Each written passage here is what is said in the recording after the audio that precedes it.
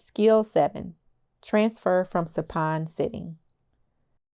Number 1. Obtain instructions from the physical therapist. It's always important to communicate clearly with your supervising physical therapist so you know their expectations and plan. It's important to know any special precautions or concerns that exist with the patient prior to helping them sit over the edge of the bed.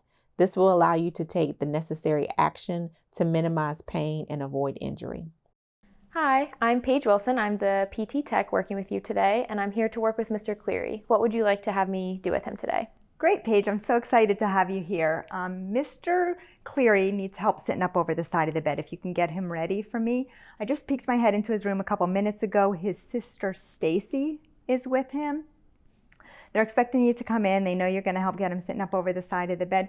Once he's over the side of the bed, he's pretty stable. If you can just have him make sure his feet are on the floor when you're in with him.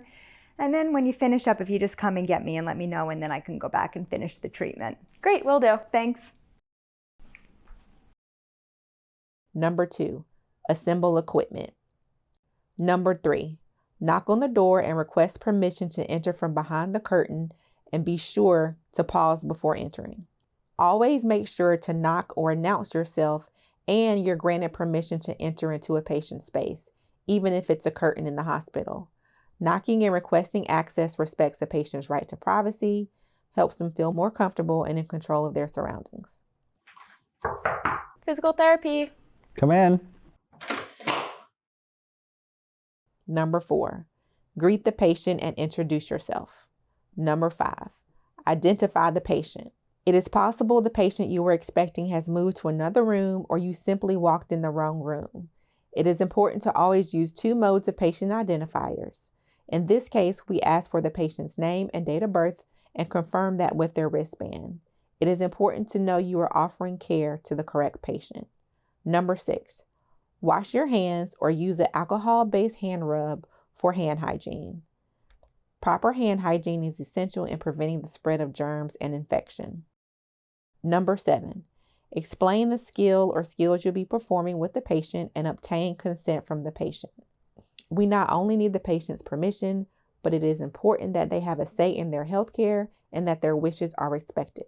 It is important that you clearly explain what you're planning to do so the patient can properly provide consent. Hello.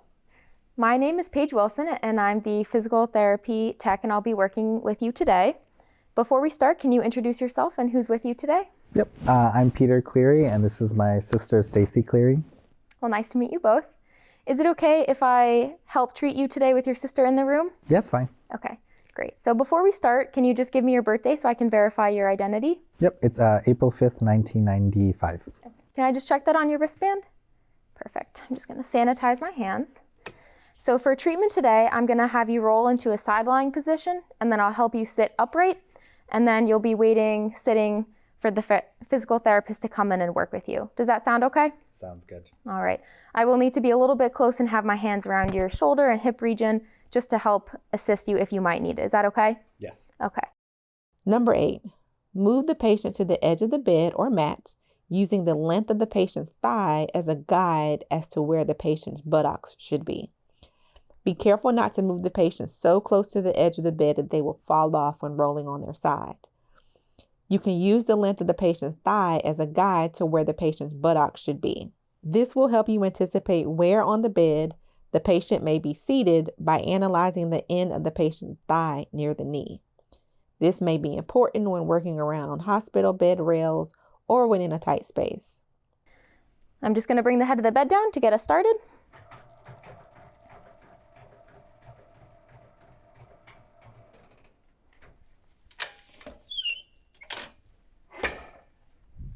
Just going to pull this blanket down. Might be a little chilly out. Just make sure your gown is pulled down all the way.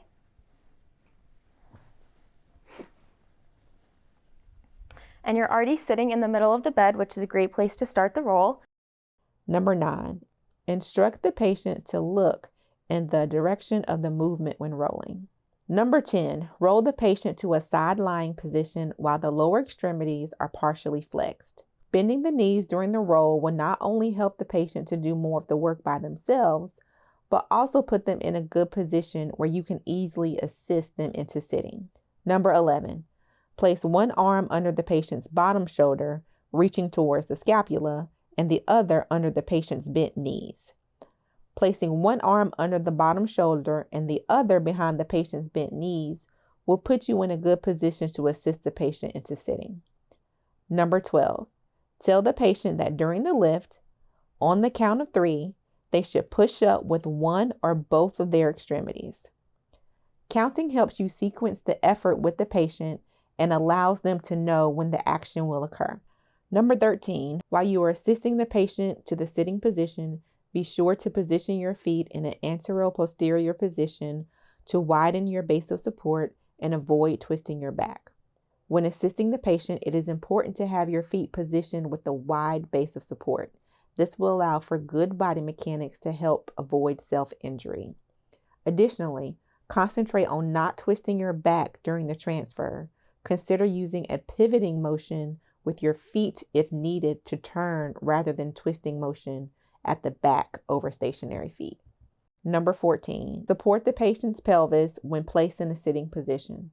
Supporting the patient at their pelvis while sitting upright helps them to become stable. Number 15, remember, do not leave a patient in a sitting position unattended or unsupported throughout the skill. Never leave a patient alone if they are unstable because they could fall.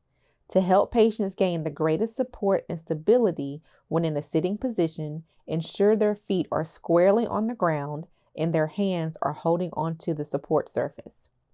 Constantly communicating with your patient will provide you with their perspective on how they feel about their steadiness and comfort in a sitting position. If a family member were in the room, they may be able to offer distant supervision of the patient. So I'm going to have you bend your knees so that your feet are flat on the table. And you can reach across your body with that right arm. And I'll have you turn your head to look into the direction you're going to roll. And I'm going to have you push through that right leg and roll over onto your side. And I'll have my hands here to help you if you need it, okay? Okay. All right, so you can push now and roll. And I'm right here, so you don't have to worry about falling off the edge of the bed. And so now to get you into a sitting position, you can either push with one arm or both of your arms. And you just want to push until your arm is nice and straight. Mm-hmm. I'm going to have my hand underneath your shoulder and by your knees to help you sit. And I want you to keep looking in that direction you're going to move. Okay. Do you have any questions? Nope. Okay. All right. 1, 2, 3.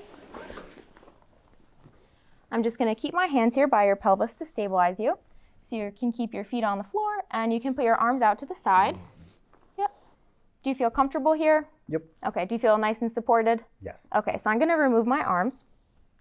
So I'm going to go grab the physical therapist, tell them that you're ready for therapy today.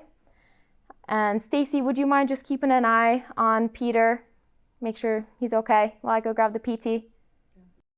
Number 16, wash your hands or use an alcohol-based hand rub for hand hygiene.